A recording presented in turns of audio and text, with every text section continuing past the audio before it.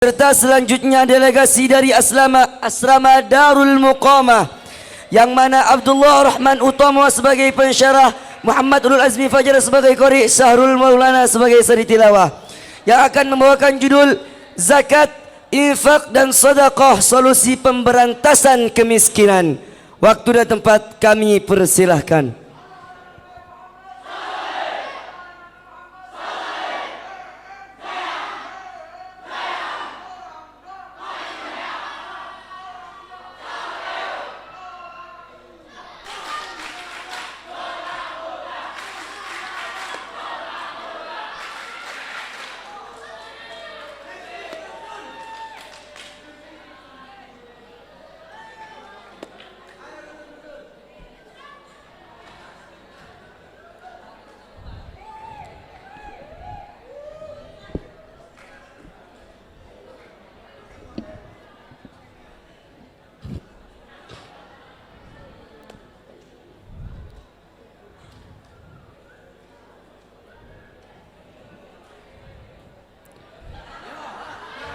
Assalamualaikum warahmatullahi wabarakatuh.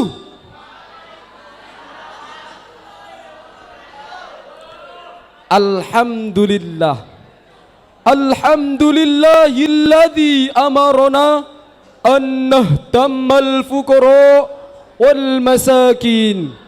Assalatu wassalamu ala sayyidina Muhammadin khatimul anbiya'i wal mursalin wa ala alihi wa sahbihi ajma'in, amma ba'du.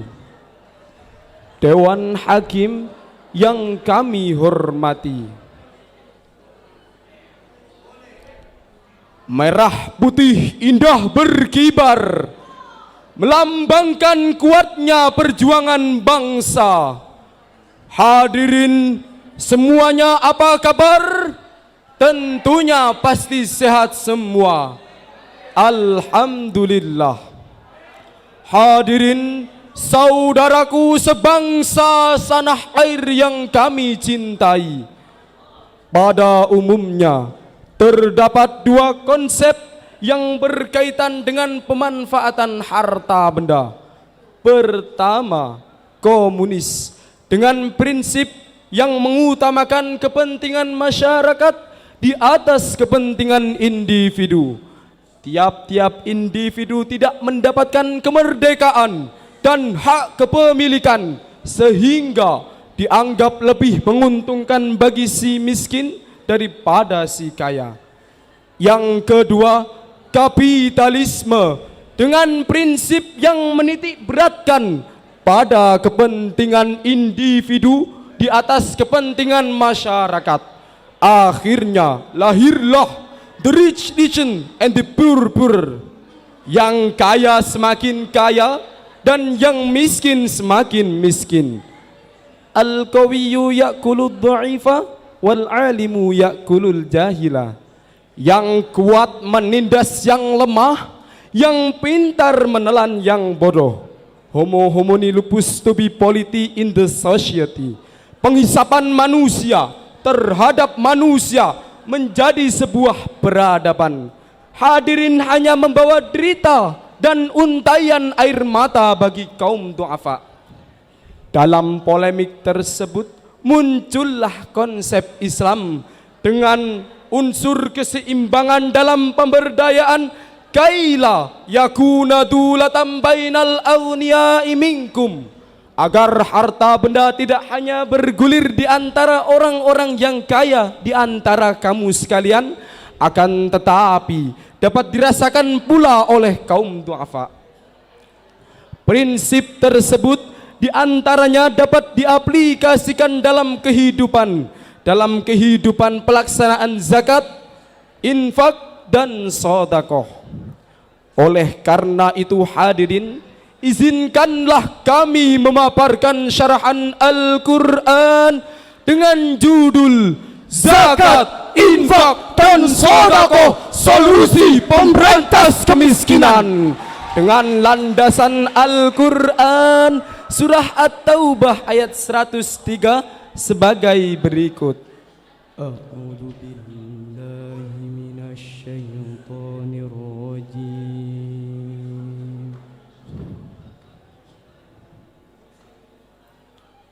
Bismillahirrahmanirrahim.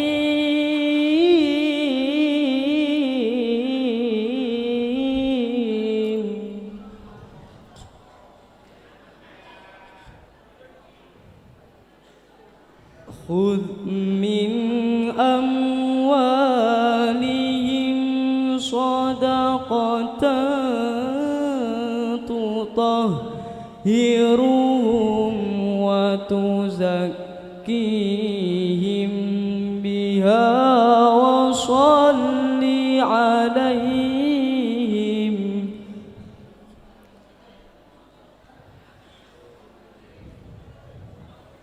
Inna salataka sakanun lahum wallahu sami'un alim.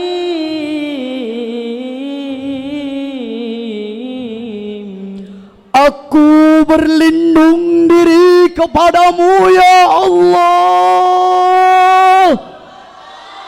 dari godaan syaitan yang terkutuk dengan menyebut asma Allah yang maha pengasih lagi maha penyayang. Ambillah zakat dari sebagian harta mereka guna membersihkan, menyucikan diri mereka, dan berdoalah untuk mereka.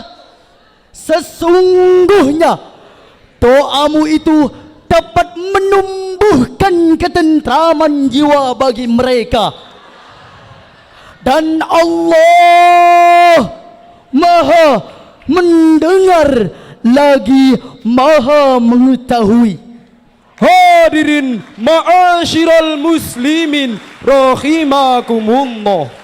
Imam Ibnu Jarir mengatakan ayat tersebut diturunkan berdasarkan berkenaan dengan keinginan Abu Lubabah beserta dengan kedua temannya kepada Rasulullah sallallahu alaihi wasallam seraya berkata, "Ya Rasulullah, ini harta benda kami, sedekahkanlah atas nama kami dan mohonkanlah ampunan bagi kami." Rasul menjawab, "Aku tidak pernah diperintahkan oleh Allah Subhanahu wa taala untuk menerima harta sedikit pun."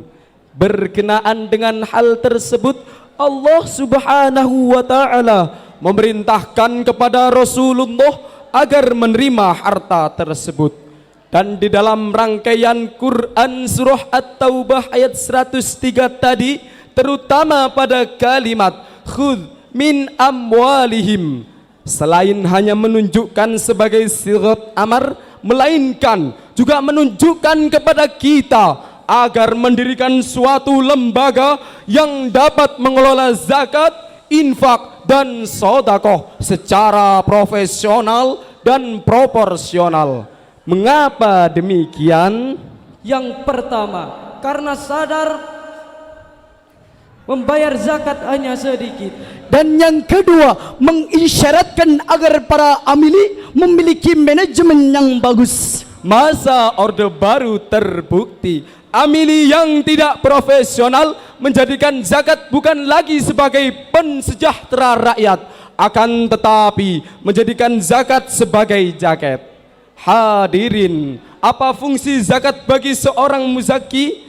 Ayat tadi telah menjelaskan.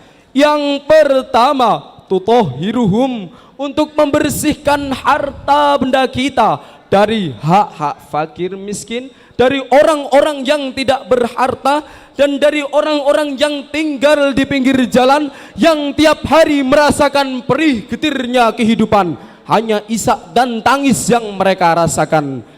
Yang kedua, wa tuzakkihim, untuk membersihkan diri kita dari penyakit rakus, tamak, dan serakah. Penyakit ini hadirin wajib kita bersihkan, sebab jikalau kehidupan manusia dilanda dengan penyakit tersebut, maka akan lahirlah hartawan berjiwa korun, pengusaha bermental sa'labah, dan penguasa berotak Fir'aun. Fungsinya bukan lagi sebagai pensejahtera rakyat, akan tetapi sebagai penindas, pemeras, dan perampas hak-hak rakyat. Fungsi yang ketiga ialah taskin, zakat lahum. Maksudnya dengan zakat, infak, dan sodakoh, jiwa kita akan merasa tenang, hati kita akan merasa senang walaupun banyak uang. Amin ya rabbal alamin. Akan tetapi sebaliknya, jikalau para aghnia, para konglomerat enggan untuk membayar zakat, enggan untuk bersodakoh, dan enggan untuk berinfak, maka negara bisa kiamat. Walaupun gedung bertingkat, walaupun mobil semakin mengkilat, dijamin rakyat sulit untuk berdaulat. Apalagi jikalau pejabat sudah menjadi penjahat, menyikat uang rakyat, jelas bangsa kita bisa kiamat. Na'udzubillah, thumma na'udzubillah. Padahal Rasulullah sallallahu alaihi wasallam telah mengancam, laisal mu'minuna alladhi yashba'u wajarahu ja'i'a ila jambihi. Bukan termasuk seorang mukmin yang di dalam hidupnya merasa kenyang sendirian, sementara tetangganya hidup dalam kelaparan. Dengan demikian, orang yang kaya yang tidak peduli terhadap kaum duafa, konglomerat yang acuh terhadap kaum melarat, pejabat yang a priori terhadap nasib rakyat, bukan hanya mencerminkan sebagai orang yang jahat, akan tetapi mencerminkan pula sebagai orang yang tidak beriman. Dan orang seperti ini harus minggir dari negara kita. Negara kita, Indonesia, akan jaya apabila dipimpin oleh orang-orang yang peduli terhadap kaum duafa. Oleh karena itu, semangat zakat, infak, dan sodakoh wajib kita kembangkan, wajib kita aplikasikan dalam kehidupan berbangsa dan bernegara. Lalu timbullah sebuah pertanyaan, kepada siapakah zakat itu diberikan? Sebagai jawabannya, marilah kita renungkan firman Allah Subhanahu wa taala dalam Al-Qur'an surah At-Taubah ayat 60 sebagai berikut. Innamas shadaqatu lil fuqara'i wal masakini wal amilin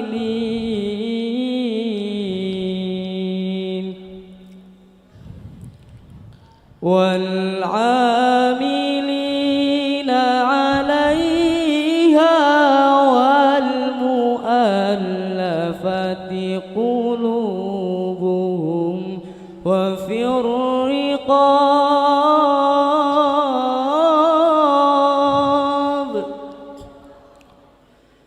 wa fir riqabi wal gharimina wa fi sabilillahi wa ibnis sabil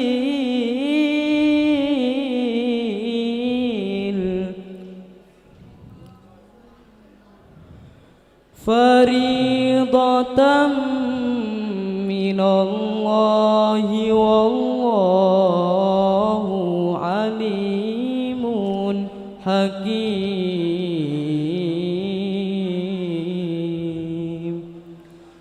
Shadaqallahul azim.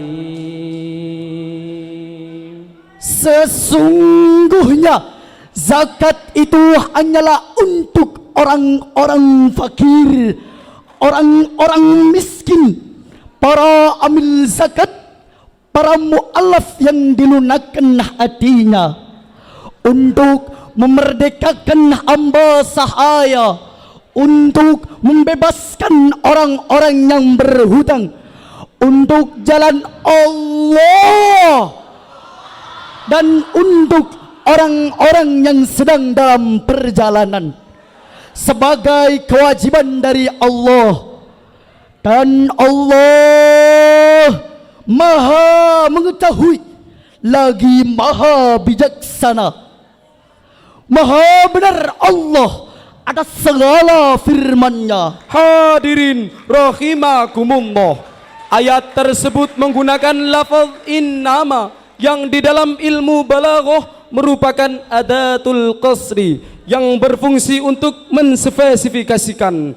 Ayat tersebut merupakan deskripsi dari Allah Subhanahu wa taala tentang skala prioritas penerima harta zakat, yaitu al-fuqara wal masakin, orang-orang fakir dan orang-orang miskin.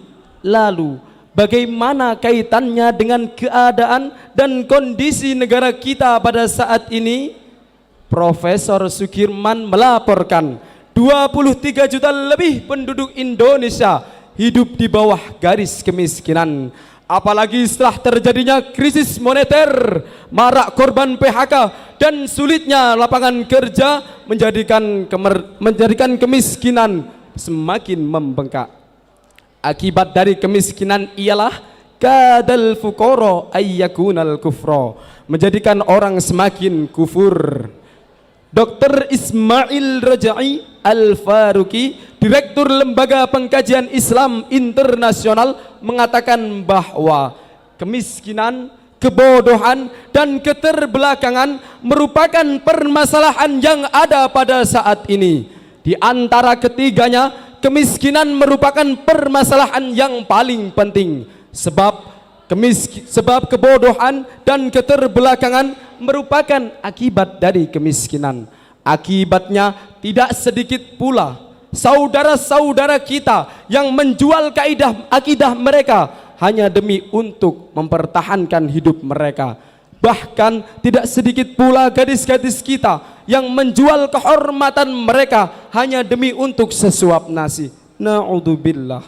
Hadirin, menurut Dr. Didin Hafifuddin, Magister Sains, mengatakan agar kemiskinan tidak bertambah dan bertambah, maka kita harus melakukan 3 hal yang berkaitan dengan zakat. Yang pertama, kita harus mengeluarkan zakat dan memasyarakatkan gerakan sadar zakat. Yang kedua, kita harus membangun lembaga zakat yang profesional. Dan yang ketiga, kita harus memberdayakan zakat guna menumbuhkan kesejahteraan masyarakat. Oleh karena itu hadirin, kita harus menyambut dengan baik atas usaha pemerintah yang berhasil membuat badan amil zakat atau yang sering disebut dengan BAZIS. Dan kita harus mengacungkan jempol atas usaha pemerintah yang telah berhasil membuat peraturan pemerintah nomor 34 tahun 99 tentang pengelolaan zakat.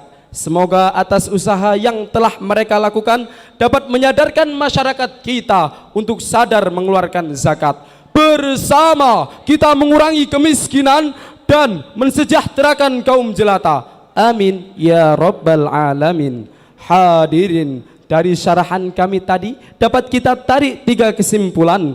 Yang pertama, kita harus membayar zakat guna untuk mensejahterakan kaum duafa. Yang kedua, perilaku peduli terhadap kaum duafa wajib kita kembangkan agar kita hidup dalam keharmonisan. Dan yang ketiga, zakat, infak, dan sedekah merupakan hasil dari kita kerja. Oleh karena itu, kita diwajibkan untuk bekerja. Sebagaimana sabda Rasulullah sallallahu alaihi wasallam, "I'mal lidunyaka ka'annaka ta'ishu abada, wa'mal li akhiratika ka'annaka tamutu goda." Yang artinya, bekerjalah untuk duniamu seakan kau hidup selamanya, beramallah untuk akhiratmu seakan esok kau kan tiada, berusaha sambil berdoa, itu yang harus kau lakukan. Jangan hanya berdiam diri mengharap rizki datang sendiri. Hadirin, Demikian yang dapat kami sampaikan. Semoga apa yang kami ucap tidak hanya menjadi hiasan di bibir, Dan semoga apa yang Anda dengar tidak hanya melintas di telinga Anda, namun dapat merasuk ke dalam pikiran dan kolbu, sehingga dapat kita aplikasikan dalam kehidupan sehari-hari. Good night, selamat malam. Good morning, selamat pagi. Saya akhiri dengan salam. Sampai jumpa kembali. Wallahul musta'anu ila ahsanil hal. Allahu Akbar. Thumma assalamu alaikum warahmatullahi wabarakatuh.